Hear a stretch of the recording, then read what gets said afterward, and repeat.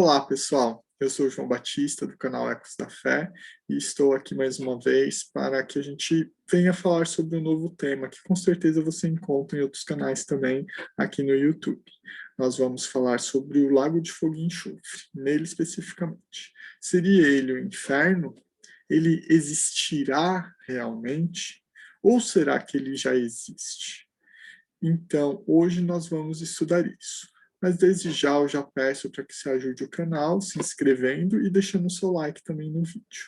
Que você possa assistir o vídeo até o final e que possa deixar depois os comentários sobre sua opinião e suas impressões. Se você tiver algo para acrescentar também, para ajudar ao meu crescimento pessoal, notificando ou mostrando alguma coisa que confirme ou até refute o que eu colocar aqui, você será bem-vindo para fazer tudo isso, ok? Eu vou começar agora uma apresentação para organizar essas ideias. Espero que eu consiga apresentar de maneira tranquila para vocês, né? Espero que eu não me demore muito também, pois, eu fiz com muito carinho e gostaria de deixar isso cada vez mais claro para todos nós, né? Então, aqui está, né, o título, né, desse vídeo que eu fiz para vocês. O Lago de Fogo e Enxofre é literal? Ele vai acontecer mesmo? Ele já está acontecendo? Quais os estudos que a gente vem apresentando, né? Ali em cima a gente pode ver os versos em que se fala do Lago de Fogo e Enxofre, apesar de muitos verem citações de Jesus e de outros a respeito desse tal de inferno. Então, vamos já logo de início ver o que seria esse lago. Aqui, ó. Eu vou diminuir aqui, tirar a minha fotinha, que a coisa depois eu trago de volta, para que vocês possam ver. Aqui é uma das figuras, né, retratando o Lago de Fogo e Enxofre. Ali é como se fosse a entrada do inferno, a entrada que levaria a esse lago, e as pessoas seriam lançadas ali dentro. E segundo eles, segundo a interpretação de muitos, ficariam ali queimando para sempre. É só um desenho, né? Eu peguei um dos mais bonitos que eu encontrei na internet, e ele representa a ideia comum que se tem desse lago de fogo e enxofre, que também é chamado de inferno. Então, para continuarmos esse estudo, a gente precisa entender primeiro um termo antigo chamado Gehenna, né? O que seria esse Gehenna, né? Vamos começar contando a historinha, né? Que o Vale de Gehenna, né? O Vale de Hinnom, ou o Vale dos Filhos de Hinnom, como era assim chamado, é, era conhecido como um vale que muitos reis, inclusive dois reis israelitas, né? É, Acabe e também Acaz e Manassés, né? Eles sacrificaram seus próprios filhos ao deus Moloque, né? E o deus Moloque, ele acreditava-se que era um deus que assim, se agradava muito dos deuses, era muito próximo, desculpa, se agradava muito dos reis, seu nome, né, se referia à palavra Meller, hebraica, Moloch, Meller, vem das mesmas consoantes, né, semíticas, né, das línguas semíticas antigas. Então, por isso, acreditava-se que ele tinha uma relação muito profunda com os reis e o poder de cada um desses reis. Então, os reis eles queriam se aproximar deste rei e por isso deste Deus. Então, por isso eles sacrificavam em sua homenagem seus próprios filhos. A gente pode ver Acaz, né, o exemplo de Acaz em 2 Crônicas 28, 1-3, como vocês veem aí no slide, e de Manassés, vemos aí em 2 Crônicas e no capítulo 33, verso 1, 6 e 9. Né? Então, essa prática cruel, que era sacrificar os próprios filhos, e eles sacrificavam no fogo. Né?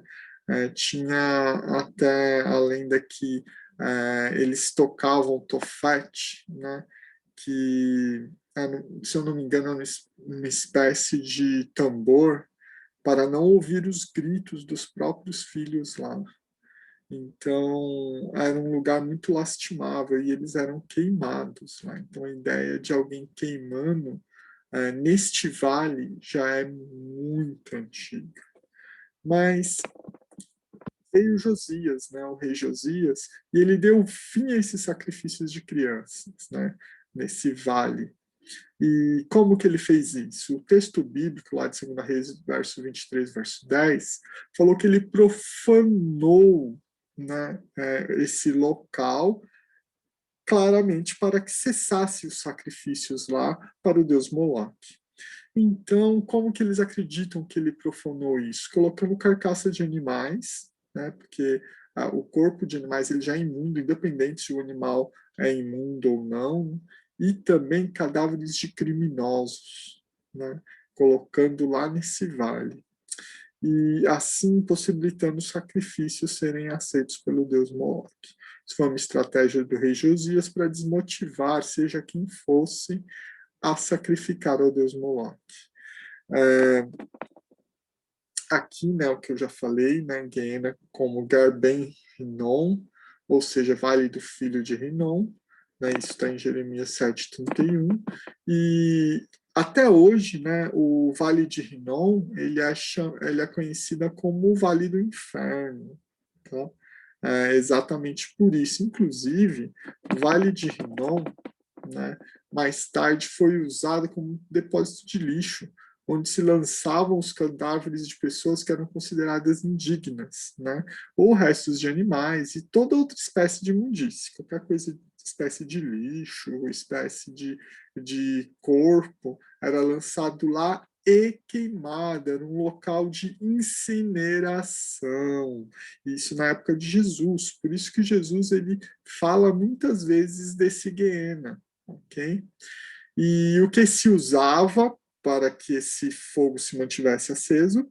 Enxofre, né?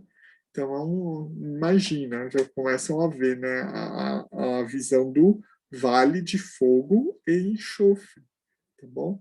Então, a gente vai começar a entender aonde tem Guiena nos textos bíblicos. Olha que interessante. São 12 versos bíblicos que citam o Guiena, né? E são esses versos que eu estou mostrando ali, ó.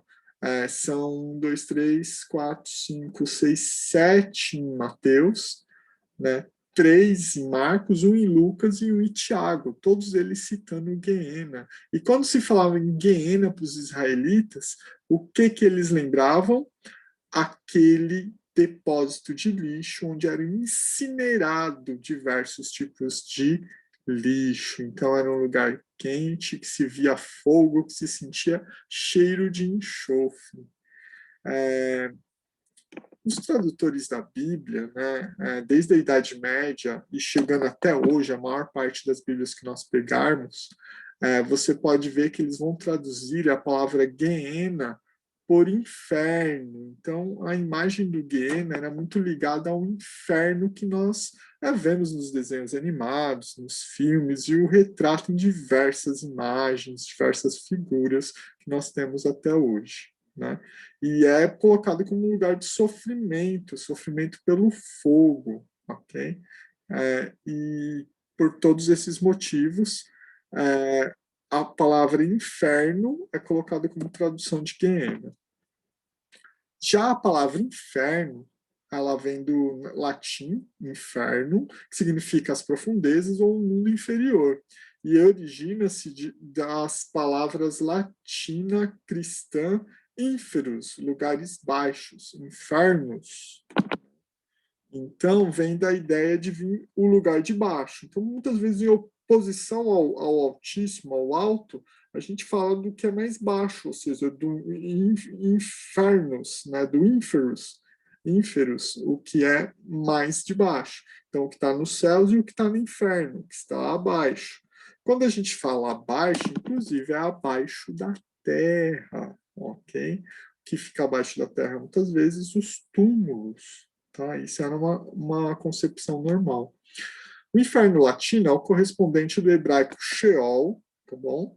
O Sheol, que também era o local onde se ficavam os mortos, poderia ser só o túmulo, ok? Principalmente a ideia hebraica dá essa de ser só o túmulo, mas também tem o grego Hades, né? O Hades grego, que se refere à morada dos mortos, essa sim, né? Muitas vezes esses mortos estão um pouco perdidos lá, mas ainda têm um certo nível de consciência, né? Mas é o local onde eles ficam.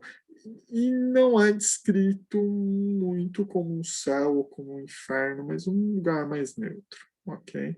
Então, isso segundo os gregos. A Bíblia hebraica, ela, principalmente nos textos nos textos poéticos, ela trata como a morte não sendo algo que as pessoas estão lá conscientes, ok? Então, não há consciência, não há sentimentos, não há nenhum tipo de interação para com o morto ou o morto interagindo com qualquer um. Temos também as palavras, né, no hebraico, aqueles que dormem, né, ou descansam junto com os parentes, como se a morte fosse um sono. Essa ideia também é colocada por Jesus Cristo, principalmente em São João no capítulo 11. Vocês podem ver que a ideia de um local, uma morada dos mortos, ela é diferente dessa do Gehenna, né? Sendo que algumas traduções da Bíblia hoje preferem não traduzir o Gehenna por inferno, mas sim por Gehenna mesmo, porque dá esse lugar desse lixão, que era uma espécie de incinerador, ok? Então, eles têm ideias diferentes. E é aqui que a gente começa a diferenciar um pouquinho as coisas, tá bom? Vamos agora vamos voltar e falar um pouquinho mais especificamente do Lago de Fogo e Enxofre. É muito interessante essa cratera aqui, é uma cratera que existe, tá? Tá no Turcomenistão, que é um dos países, né, que saiu da antiga União das Repúblicas Socialistas Soviéticas, e desde 1970, por aí, nos anos 70 do século passado, quando alguns cientistas resolveram colocar fogo num lugar onde tinha diversos gases, surgiu essa cratera, ok? E ela está aí, inclusive aí ela está queimando, não é todo momento que ela queima, mas ela tem uma combustão muito fácil, ok? Ela é conhecida como a porta do inferno, ok? Então é um lugar real que é chamado por Porta do Inferno por causa de a gente ver ela nesse estado incandescente. Tudo bem? Uma coisa interessante sobre o Lago de Fogo e Enxofre, apesar de muitos se referirem, até quando Jesus fala do Guiena e tudo mais, virem uma imagem de algo parecido por causa desses incineradores que Jesus se referia, né? Aqui, muitos veem no Lago de Fogo e Enxofre algo que é ligado ao que Jesus falava, tá bom? Agora, na Bíblia, só é falado do Lago de Fogo e Enxofre em Apocalipse. E isso é muito importante. Apesar de sua descrição lembrar bastante o Gehenna, como eu escrevi aqui e expliquei para vocês. Aqui a gente vai começar a ver os versos bíblicos que falam sobre o Lago de Fogo e Enxofre, tá bom? Aqui está o Apocalipse 19, verso 20, primeiro verso que a gente encontra lá o Lago de Fogo. Mas a besta foi aprisionada, e com ela o falso profeta, que com os sinais feitos diante dela, seduziu aqueles que recebem a marca da besta e eram os adoradores da sua imagem. Os dois foram lançados vivos dentro do lago de fogo que arde com enxofre. Olha que interessante. Aqui está a besta, né, e o falso profeta. Essa prática de lançar vivo ainda engraçado que não era o que acontecia no Guiena, não ao menos depois que ele se tornou um incinerador de lixos e de corpos de animais ou pessoas indesejadas, ok? Essa prática de lançar vivo se remetia mais ao sacrifício de crianças vivas, tá bom? Então, é interessante colocar isso para talvez ter uma ideia do que seria, como seria horrível, né, o papel da besta e do falso profeta. Porque o próprio Deus, quando ele dava retribuição pelo que fazia, ele nunca fazia no mesmo nível de crueldade que aquelas pessoas faziam antes, apesar de ter poder para ele ir muito além. Aqui mostra que essas pessoas, a gente já vai ver se são pessoas mesmo, mas que esses seres, essas entidades que são demonstradas aqui, elas estão num desagrado muito alto de Deus, porque ele acaba lançando elas vivas. Por isso esse detalhe de vivas, porque é como se fosse uma vingança, aqueles sacrifícios dessas crianças vivas, que Deus nunca se agradou, como diz o texto de Jeremias. Tá bom? Vamos lá. A besta e o falso profeta. Daqui a pouco a gente vai falar um pouquinho mais deles, mas qual é o contexto? O contexto é que isso iria acontecer numa batalha, né, um pouco antes, é, é, assim, que iria acontecer pelo contexto na volta de Jesus Cristo, quando a besta e o falso profeta estariam em sua atividade máxima e só cessaria essa atividade com Jesus retornando. E ali parece que na aparição de Cristo, esses dois poderes iam ser lançados vivos no lago de fogo e enxofre. Esse é o contexto de Apocalipse, capítulo 19, um pouco, na perícope, um pouquinho antes do verso 20, tá bom? E aqui, em Apocalipse 20, verso 10? Bem, aqui tinha acabado de mostrar o que aconteceria com Satanás no milênio, o que aconteceria quando ele fosse solto um pouquinho antes de acabar o milênio, quando a santa cidade estivesse descendo com os santos dentro dela e Satanás estaria livre para conseguir convencer aquelas pessoas más que seriam ressuscitadas, ele convenceria elas a atacar a cidade. Só que quando ele estava indo para o ataque, desceu fogo do céu e os consumiu. Isso é o que está em Apocalipse 20, verso 9. Então veio fogo do céu e os consumiu, destruiu eles e para sempre. E aí, no verso 10, vem falando o quê? O diabo, o sedutor deles, né? Aquele que fez aquele conglomerado para atacar a cidade santa, ele foi lançado para dentro do lago de fogo e enxofre, onde já se encontram não só a besta, como também o falso profeta, e serão atormentados de dia e de noite pelos séculos dos séculos. Então aqui tem aquela imagem, né? Não, eles sofrerão para sempre ali nesse lago de fogo e enxofre. Então muitos eu vejo argumentando aqui que eles serão atormentados de dia e de noite. Então isso aqui mostrando a perpetuidade do sofrimento dele. Mas será que é isso mesmo? Porque se o lago de fogo e enxofre for literal, sim, parece que eles serão atormentados, eles sofrerão e continuarão sofrendo por todos esses séculos. Mas o que seria o diabo, o falso profeta e a besta? Quem seriam essas entidades? Né? Talvez você já tenha a minha resposta na mão, mas a gente já chega lá. Ok? Então, esse é o segundo texto que aparece. Em Apocalipse 20, ainda no verso 14 e 15, começa a ficar ainda mais estranho. Olha por quê? Porque olha o que é lançado agora em Apocalipse 15. Aqui está no.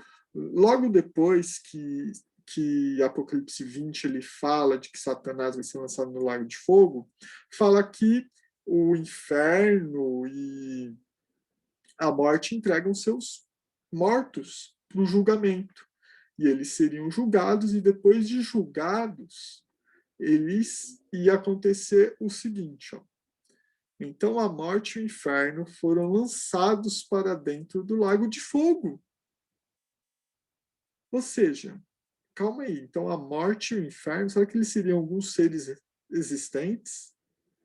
Porque, ó, eles seriam jogados no lago de fogo e enxofre. E o texto continua falando: esta é a segunda morte, no lago de fogo. Aqui já começa, ó, primeiro morte e inferno sendo jogados no lago de fogo. E aqui essa afirmação que a segunda morte é o lago de fogo. Isso talvez já ajude a gente a entender um pouquinho mais o que seria esse lago de fogo. Mas o verso 15 ainda fala mais, ó. E se alguém não foi achado inscrito no livro da vida, esse foi lançado para dentro do lago de fogo. Ou seja, esse sim agora parece que a coisa está se falando do inferno na visão que a maioria das pessoas tem, né? Porque agora sim, aquele que não está no livro da vida vai para o inferno. E deve que ele vai acontecer com ele o mesmo que aconteceu com a besta, o falso profeta e o diabo, que estão lá e vão ser atormentados naquele fogo para todo sempre. Mas interessante que tanto o diabo quanto as pessoas tinham sido consumidas no verso 9 de Apocalipse 20. E aqui? Aí elas vão ser lançadas no lago de fogo? Bem, ainda tem um verso. Esse verso de Apocalipse 21, verso 8, eu acho que ele se assemelha muito ao de 20, verso 15. Porque aqui ele só especifica um grupo de pessoas que não estarão inscritos no livro da vida. Né? E eu já explico um pouco melhor isso. Vamos lá. Quanto, porém, aos covardes, aos incrédulos, aos abomináveis, aos assassinos, aos impuros, aos feiticeiros, aos idólatras e a todos os mentirosos, a parte que lhes cabe será no lago que arde em fogo e enxofre, a saber, a segunda morte. Esse texto ele se assemelha muito a um outro texto, se eu não me engano, de 2 Tessalonicenses, ou 1 Tessalonicenses 5, eu não me recordo exatamente agora, mas que ele fala de diversos tipos de pecadores e como Deus não está com eles. É óbvio que pecadores todos nós somos, mas a nossa covardia, a nossa incredulidade, né, as abominações que nós cometemos, até crimes seríssimos como adultério, como assassinato, né, ou coisas muito graves para Deus como a idolatria, ou aquelas coisas que tratam do nosso dia como a mentira, entendeu? Quando a gente não está sob o sangue de Cristo, essas coisas não são perdoadas. Nenhuma. Só adentraremos, né, os palácios celestiais quando nos apresentarmos para Deus com o sangue de Cristo em nós. Não jamais seremos aceitos sem o sangue de Cristo, sem aceitar que só podemos nos conectar com Deus porque Cristo fez o suficiente para sermos aceitos por Deus. Não temos nenhum mérito diante de Deus. Então aqui não está falando, se você já foi covarde, você não vai para o céu. Não, não é isso. Nem se em algum momento você foi incrédulo, nem se você cometeu os piores, mais sórdidos erros do mundo. Mas tudo isso só te condenará se você não tiver com o sangue de Cristo. Isso é muito importante ser pontuado, ok? Nenhum desses males daqui, Deus olha para eles. Se quando ele olhar para você, ele vê que você está sob o sangue de Cristo. Só dessa maneira somos aceitos por Deus. Não há nenhuma outra. Não há nada que eu possa fazer para cobrir meus erros. Só aceitar que o sangue de Cristo pode cobrir todos os meus pecados. E aí sermos aceitos por Deus. Ok? Então, essa classe aqui, eu vejo que é a mesma daquele que não estão inscritos no livro da vida. Por quê? Porque não aceitaram o sangue de Cristo. Por algum motivo, o sangue de Cristo não cobriu elas, provavelmente por escolha. Ok? Vamos lá. Agora, a gente vai fazer o estudo desse caso para saber, e a gente vai analisar quem vai para o Lago de Fogo, tá bom? Então, eu coloquei aqui 4 classes das pessoas que vão para esse fogo. Coloquei lá aquele grupo de pecadores de Apocalipse 21:8 com o de Apocalipse 20:15, tá bom? Então, aqui, quem vai ser lançado lá? Então, vai ser a besta e o falso profeta, segundo Apocalipse 19:20. O diabo também vai para lá, Apocalipse 20:10. A morte e o inferno, Apocalipse 20:14.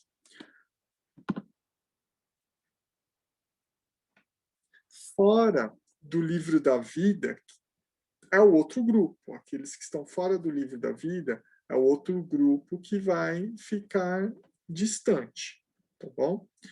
Então, vamos agora analisar caso a caso. Primeiro, a besta, né? A besta de 7 cabeças e 10 chifres, né? Aqui a gente tem 5 cabeças, que deveriam ter cabeças do outro lado. Escolhi esse animal porque ele representa bem uma cabeça. As cabeças lembram leões e tem o corpo de leopardos, mostrando a velocidade e os poderes que esta besta tem. Essa besta, ela recebe uma imagem que todos a adoram, ok? Então, a gente tem que estar bem ciente sobre o papel dessa besta. Uma coisa que é muito importante para que a gente analise o que é a besta, né? A besta, né, quando a Bíblia fala em besta, é de um animal existente ou não, pode ser em formato de quimera, que é uma mistura de vários animais, né, que não é dominada pelo ser humano. Né? Então, tem as bestas do campo, são animais que não estão no domínio humano, não são animais domesticáveis, colocando uma linguagem assim. O leão, o leopardo, o urso, todos são animais não domesticáveis. É óbvio, quando a gente vê no circo, parece que a história é um pouquinho diferente. Mas, na verdade, eles não são domesticáveis como o boi, como o cavalo e como outros bovinos, né? Outros seres bovinos, como a cabra, como a ovelha, né? Como o próprio cão, o próprio gato. Então, não são considerados animais domesticados, ok? Por mais que a gente possa ver um ou outro no circo, e essa imagem é a que a Bíblia traz sobre as bestas. O que mais a gente pode saber é que em Daniel, né, quando você fizer o estudo do livro de Daniel, você vai perceber que esses animais são postos como reinos ou poderes que influenciam muito este mundo, de uma influência incomparável, ou seja, são poderes, podem ser dinastias, raramente é só um rei, por exemplo, quando é colocado como a estátua de ouro, na cabeça de ouro da estátua, o rei Nabucodonosor, é, a gente vê que a Babilônia não é só Nabucodonosor, porque esse poder só passa para o próximo poder pelo filho de Nabucodonosor, ou melhor, o neto de Nabucodonosor, que a gente vê no próprio capítulo 5, esse poder passando da estátua de ouro, para a parte de ouro da estátua para a parte de prata. Mas também vemos a imagem de bestas no capítulo 7, onde cada besta é chamada pela própria Bíblia pelo nome, como Babilônia, depois a Medo-Pérsia, e também ele dá o nome da Grécia. Então você pode ver que são poderes, dinastias, são a ideia de que um poder que continua. E interessante que no próprio capítulo 7, um dos chifres, que também é outra forma de poder identificada, porque o chifre do animal é a força do animal, é o poder mortal que o animal tem para se defender ou até para dominar sobre os da mesma espécie, né? A gente vê um chifre que ele tem boca e olhos humanos, né? Que mostra que ele trabalha de forma diferente de outros chifres. Então, o estudo de Daniel é muito importante para saber que não fala só de um homem, mas fala de dinastia de poderes que permanecem muitas vezes por muito tempo. Tá bom? O estudo de Daniel é importantíssimo para a gente entender essas bestas. E tudo indica que Apocalipse continua com essa interpretação de Daniel, pois a linguagem de Daniel é muitas vezes repetida em Apocalipse. Tá? Então, em suma, essa besta não é um ser humano, e sim um poder que se arrastou por muito tempo, ok?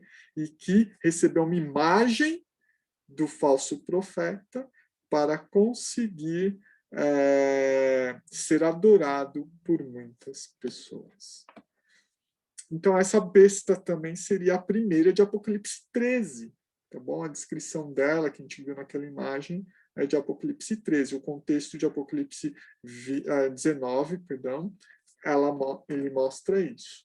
Agora, o falso profeta lembra aí essa besta. Essas duas bestas que estão em Apocalipse 13, né, lembram também dois animais que são descritos lá no final do livro de Jó, né, que é o Behemoth, uma besta terrestre, e o Leviatã, que é uma besta marítima. Né?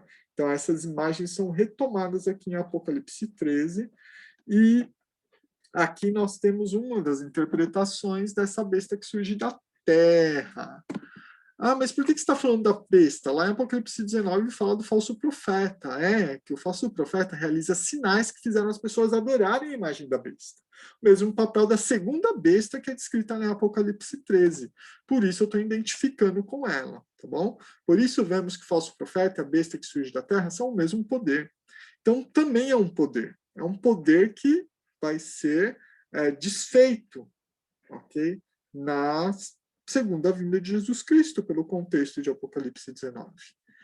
Então, tanto o que acontece, tanto esse poder que influenciou tanto as pessoas neste mundo, da besta e do falso profeta, que seria a segunda besta de Apocalipse 13, entendeu? Esses dois poderes vão ser jogados vivos no lago de fogo, ou seja, são símbolos de poderes. Então, significa que esse poder vai acabar. Não significa que são pessoas que vão ser jogadas lá. Inclusive, se esse poder se estendeu por séculos, muitas dessas pessoas não vão estar vivas no retorno de Jesus Cristo. Ok? Então, vamos tentar entender a linguagem de Apocalipse. E o diabo? Ok, o diabo, quem seria esse diabo? Sim, é aquele que a gente sempre imagina, mas aqui, né, o diabo está aqui representado pelo dragão, né? E a gente vê a imagem do dragão percorrendo ali em diversas partes do Apocalipse, inclusive eu vejo como dragão aquele que a Babilônia, né, a mãe das meretrizes, se assenta e é conduzida, né, por essa besta escarlate, né, que eu vejo que tem 10 cabeças agora. Então, assim, então 7 cabeças, na verdade, né, e 10 chifres. Essa besta eu vejo como sendo realmente o próprio Satanás, porque é a mesma imagem que eu imagino em Apocalipse, no capítulo 12, onde fala do dragão. Aqui vocês podem ver o que alguns interpretam a igreja, mas seria a mulher que daria à luz, né, um filho que queria ser perseguido pelo dragão, mas ele acaba não perseguindo ele, acaba perseguindo a descendência dele, ok? Que veio da mulher. Então a mulher, né, que está lá com a lua aos pés, o sol acima, com as estrelas, e que reluzia, né, sendo o alvo principal do dragão, e ele perseguindo a semente dela. Né? A gente coloquei aí que Apocalipse 12 nos apresenta a mulher sendo perseguida pelo dragão, e depois o dragão perseguindo a descendência dela. Né? A mulher ali, eu vejo, realmente dá para ver o quê? Dá para ver Eva, dá para ver todas as mulheres que deram a ascendência, né, até chegar ao Messias, todos os descendentes até chegar ao Messias, todas essas mulheres, e principalmente vemos Maria, até vir o Messias que ela daria à luz. Então a mulher são todas essas mulheres. E depois todos aqueles que seguiriam Jesus depois, né? Que é a semente que continuou de Jesus, mas obviamente a semente espiritual. A semente espiritual de Jesus, que é todos aqueles que morreram, que são perseguidos por amarem tanto Jesus Cristo. E o dragão ali está se referindo a ser a antiga serpente, Satanás, né? E o diabo. Então vemos que esse dragão é essa antiga serpente. Mas nós não vemos o próprio Satanás fazendo esse papel. São pessoas que estão sob influência dele. Então, essa influência, esse poder maligno que levou pessoas a perseguir os amados de Jesus Cristo, aqueles que veem Jesus como a fonte principal de suas vidas e com um único meio de se achegar a Deus Pai, esses realmente são perseguidos e sempre serão enquanto o diabo existir. Então, o que será jogado no lago de fogo? Né? Toda essa influência que o enganador, né, diabo, Satanás, que é o adversário, né? Diabo veio daquilo de enganar, de mentir, de ser ardiloso, ou seja, esses enganos, eles teriam fim. Essas pessoas que seriam influenciadas por essas ideias diabólicas, essa teria fim. Então não é o diabo em si que está se falando que vai ser destruído aqui agora, mas sim o seu papel nunca mais existirá. Ele vai ser jogado no lago de fogo e enxofre. Então, por enquanto, a gente viu 3 símbolos sendo lançados lá. Mas também temos, né, aqui, ó, apesar de Satanás existir, como vemos, que não é ele em pessoa que persegue a mulher e sua descendência, são forças e poderes influenciadas por eles, não sendo ele em si, foi o que eu falei com outras palavras. Outra coisa que vai ser lançada no lago de fogo e enxofre, a morte e o inferno. Aqui eu coloquei o Hades, né, o Hades. Aqui é o deus grego Hades, né, mas quando a Bíblia está se referindo a um deus grego? É claro que não. É Hades como sepultura. É Hades como aquele Hades que traduziu o Sheol lá do hebraico na Septuaginta, ou Septuaginta, como seria a pronúncia correta. Então, o que a gente pode falar aqui a respeito? São alguma espécie de entidades, de poderes? O que é a morte? A morte não é uma pessoa, mas um estado contrário à vida. Ela não é física, ela não é tocável. Então, como ela pode ser jogada em algum lugar? Só fala o quê? Que a morte vai cessar, ela não vai mais existir. Cadê a morte, o seu aguilhão? Né? Tá lá em 1 Coríntios 15. Então, ela deixará de existir. É isso que está falando. Só existirá a vida. Ok? Ela não é física para ser jogada em qualquer lugar. Outra coisa, o entendimento de Hades, palavra traduzida aqui para o inferno, não é de uma pessoa, mas de um lugar onde ficam os mortos, como, por exemplo, o sepulcro. Okay? Então, os mortos darão o quê? Seus corpos, todos serão julgados, e aí será extinta a existência da pessoa. Né? A gente vai entender melhor essa ideia estudando agora aqueles que estão fora do livro da vida. Olha, aqui sim cabe a ideia de quem não estiver no livro da vida seria jogado no lago de fogo e enxofre.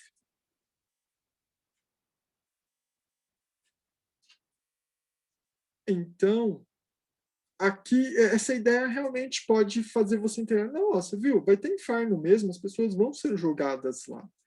Mas será que é isso que o texto queria dizer? Porque, olha, ele não jogou nenhuma entidade real, nenhuma entidade, nenhum ser vivo, e outra coisa, jogou o diabo, não jogou os anjos do diabo, ainda existiu o mal nos anjos do diabo, e esse inferno não vai caber todo o mal do universo? O que isso significa? Né?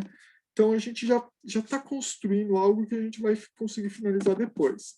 Então, só tentando entender agora o que significa essas pessoas que serão lançadas no lago de fogo e enxofre. Está escrito assim, ó. Entretanto, Jesus fala para temermos aquele que, além de matar o corpo, o joga no Guiena, né? Lembrando o que aconteceria com o corpo de criminosos no Vale dos Filhos de Rinom, né? Do filho de Rinom seria aqui mais correto, né? Mas olha, pessoal, lembra o que o próprio Jesus Cristo falou, ó,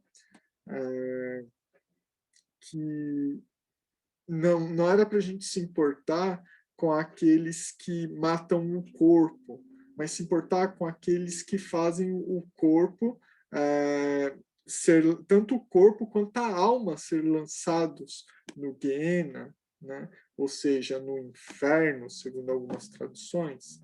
Então, aqui, imaginem agora, voltando lá no passado, um corpo de um criminoso sendo jogado lá no Guiena, né, naquele incinerário, naquele lixeiro, um lixão, que se colocava fogo com enxofre para que permanecesse queimando. Por que alguém seria jogado num lugar desse? Quando um criminoso era muito cruel, queria se apagar a existência dele, ou qualquer tipo de lembrança da existência dele. Então, seu corpo era incinerado, seus entes queridos não poderiam velá-lo, não poderiam cuidar do corpo, manter o corpo guardado para o dia da ressurreição. Ele seria extinto. E ainda tinha a crença que um corpo que fosse incinerado não seria recuperado para o dia da destruição. Óbvio que Deus tem poder para recuperar qualquer um deles. Todas as moléculas, qualquer coisa que te faça ser você, Deus pode restituir, ok? Mas tinha essa crença. Então, ele era como se ele fosse apagado a existência dele, ele ser lançado nesse Guiena. Então, era uma vergonha ainda pior. Além de, por exemplo, ter uma morte como a morte de cruz, que era a mais maior das humilhações, ainda ser lançado no Guiena, aonde é como se sua existência fosse acabar apagada, para que ninguém lembrasse de você, como se jamais existisse. Você sabe a importância de guardar o corpo dos nossos queridos, a importância que em várias culturas tem em velarmos ele, em passarmos por essas atitudes, ok? Então, o que nós precisamos fazer? Jesus Cristo aqui está falando que é muito mais perigoso a gente se preocupar em estar ao lado de Deus. Eu vou até mostrar o texto aqui, ó, que está em Mateus 10, 28, esse aqui. Ó. Não tenho medo dos que matam o corpo, mas não podem matar a alma, ou seja, a sua ideia de existência. Porque o corpo, né, é só o corpo. O corpo pode ter vida ou pode não ter vida. A alma é quem você é a sua existência. Nós só existimos com vida. O corpo é parte dessa existência. Então, ó, com fôlego de vida, segundo nós vemos em Gênesis, mas o corpo traz uma alma vivente. Ou seja, a junção desses dois faz você ser quem você é. Só que Deus ele tem o poder de fazer você retornar a ser quem você é, por mais que possam fazer qualquer coisa com seu corpo. Infelizmente, vai ter um momento que não só o corpo vai ser destruído, a sua existência vai ser apagada e você jamais voltará a existir. Então, isso Deus está comparando ao que acontecia no Guiena. O corpo de criminosos sendo lançados lá e apagados da existência social e da citação, né, para com a vida pública. Então, João, o que você está querendo dizer? Aqui, o que está sendo demonstrado, inclusive esse texto vem depois de já ser consumido né, os corpos lá em Apocalipse 20, verso 9. Aqui tem um julgamento, parece que nesse julgamento só fala assim, ó, eles não voltarão a existir mais. Nunca mais voltarão a existir. Então, é isso que Jesus está falando. Olha, Deus tem o poder de trazer você à existência por mais que alguém mate seu corpo. Agora, se Deus te destruir, seu corpo vai ser destruído e você jamais voltará à existência. Vamos agora, o que é esse lago de fogo e enxofre? Para conseguirmos fechar essa ideia do que vai ser esse lago de fogo e enxofre. Segundo o texto bíblico já lido, o lago de fogo e enxofre é a segunda morte. Ou seja, a Bíblia nos dá o significado direto dessa expressão. O lago de fogo e enxofre, por mais que tenha as imagens bíblicas criando o que seria isso e tudo mais, ali em Apocalipse, no capítulo 20, verso 14, mostra diretamente o que é o lago de fogo e enxofre, a segunda morte. E qual é essa segunda morte? Aqui eu coloquei mais um textinho para ler. Ó. Isso acontece em outros momentos onde a Bíblia diz exatamente como devemos interpretar a expressão bíblica. Vejamos em Apocalipse o que algumas palavras devem significar. Ou seja, a própria Bíblia está falando que quando vinha essa expressão, ela significa isso. Então, vamos ver alguns outros exemplos. Ó. Estrelas, isso todos nos livros de Apocalipse. Ó. Estrelas deve significar o quê? Anjos. Candelabros, igrejas. Dragão, Satanás. A gente até viu isso nesse estudo. O que é o testemunho de Jesus? É o espírito de profecia. A noiva de Jesus é a Nova Jerusalém. Então, na própria linguagem apocalíptica, ele já dá o significado do que essas coisas significam. Tem outras que precisam de mais estudo, mas algumas ele já dá o significado. E uma delas é o lago de fogo e enxofre. Então, a pergunta que resta é: o lago de fogo será real? Ele vai acontecer? Lago de fogo é diferente de inferno, já ficou claro, né? Não são a mesma coisa, tanto até que o inferno vai ser jogado no lago de fogo. Ou seja, não haverá mais sepulturas, não haverá mais mortos para serem colocados em sepulturas. Não existirá mais. E o lago, ele é mais semelhante à Guiena do que a inferno, porque o próprio inferno vai ser jogado no lago. O Guiena é aquele incinerador. Então, o lago vai funcionar como isso também. Outra coisa, símbolos serão jogados no lago, símbolos de poder, símbolos de enganação, como é o próprio diabo, de sedução, ok? Como o diabo, vão ser lançados lá. E mais, o que deixa mais claro de tudo é que o Lago de Fogo é igual, é exatamente igual à Segunda Morte. Então não é uma linguagem real aqui, não é um lago que vai existir de verdade. É um símbolo usado para eliminação dessas coisas citadas para ele, que é a segunda morte. Tá? Então, assim, as pessoas que vão ser jogadas literalmente lá? Não. Elas deixarão de existir, porque essa é a segunda morte para elas.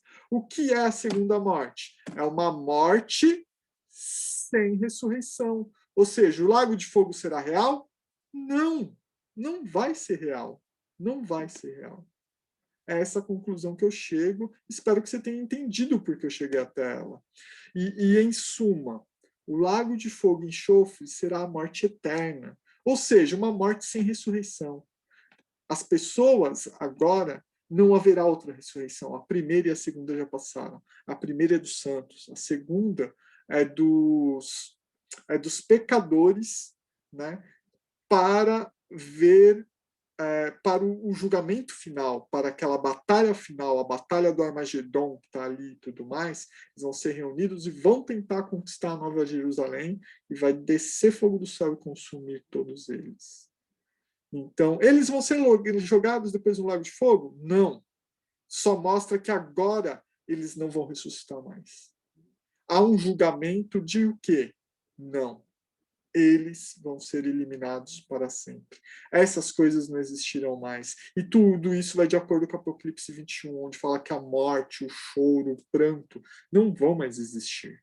Então aqui há uma linguagem que vai sendo redundante até ir até ali, Apocalipse 21, que mostra o quê? Que essas coisas deixarão de existir.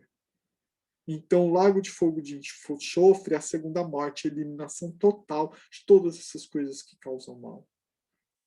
Quando fala também que o adúltero, o mentiroso e todos serão jogados ali, é que as criaturas que existirão agora não terão esses males nelas. Não existirá mais pecador. Hoje eu e você somos pecadores. Nessa terra não existirá mais pecadores. Todos lançados no lago de fogo e enxofre.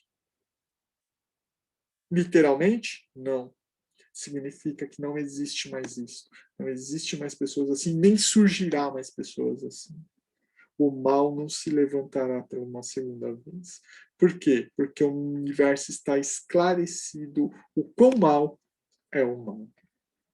Espero que tenha ficado claro para cada um de vocês. Espero que vocês tenham gostado do estudo. E eu espero que vocês tenham deixado seu like, tenham se inscrito, que ajudará muito o nosso canal. E fiquem à vontade para ver os demais vídeos. E se Deus quiser, tudo der certo, em breve nós estaremos aqui de novo, colocando um novo estudo da Bíblia, uma nova interpretação que eu tenho. E deixe seu comentário aí, vendo os erros ou acertos que eu cometi, para que tanto eu quanto você possamos criar uma comunidade e ir crescendo juntos até a volta do nosso Senhor Jesus Cristo. Amém.